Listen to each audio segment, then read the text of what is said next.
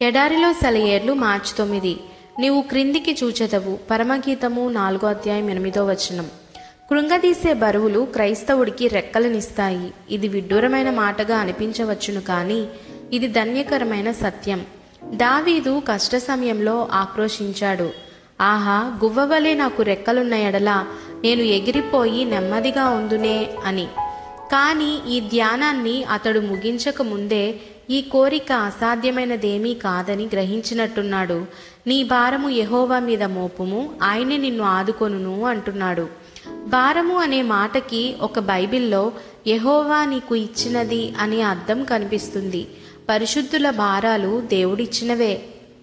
యెహోవా మీద ఆనుకోవడానికి వాళ్ళనవి ప్రేరేపిస్తాయి. ఈ భారమే ఆశ్చర్యకరంగా మార్పు చెంది రెక్కలుగా మారిపోతుంది. రెక్కలొచ్చి పరిశుద్ధులు పక్షిరాజుల్లాగా ఎగిరిపోతారు. ఒక రోజున నాకు దాపురించిన కష్టాల గురించి తీవ్రంగా ఆలోచిస్తూ వెళ్తున్నాను. కారు మేఘాల్లో నుంచి వర్షం చిందినట్టుగా నా మీదకి దూకబోయే బాధల్ని తలుచుకుంటుంటే నా మీద నాకే జాలేసింది. అయ్యో పాపం, నీ మీద ఇన్ని బరువు బాధ్యతలు, నీ జీవితం బాధలమయం.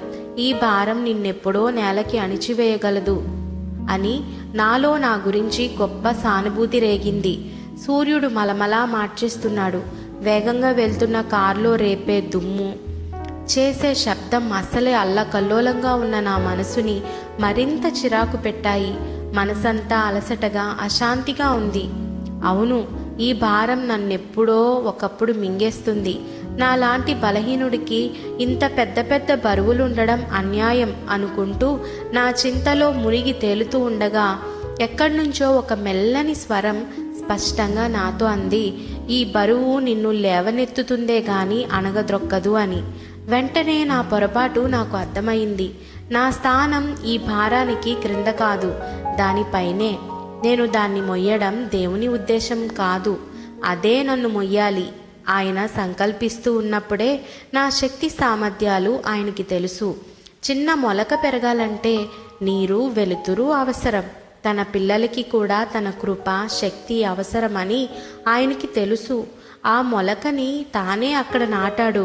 మీదపడిన భారం కింద నలిగి నేలవాలితే చనిపోయినట్టే. కానీ ఆ భారాన్ని అధిగమించి పైకి పెరిగితే జీవం, శక్తి లభ్యమవుతాయి.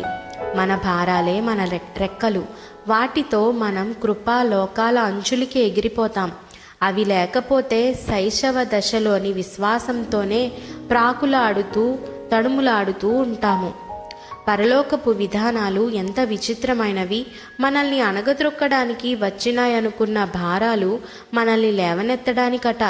కాబట్టి ఆత్మ ఎప్పటికీ కృంగిపోదు. కానీ ఏ శక్తితో మనం ఈ ఔన్నత్యాన్ని చేరుకోగలం? ఆయన వాక్యంలోనే ఈ చిక్కుముడి విప్పే జవాబు ఉంది. క్రీస్తుతో ఏకాంతంగా మన భారాలపై ఎక్కిపోయి ఆయనలో విశ్రాంతి తీసుకోవాలి. ఆమెన్.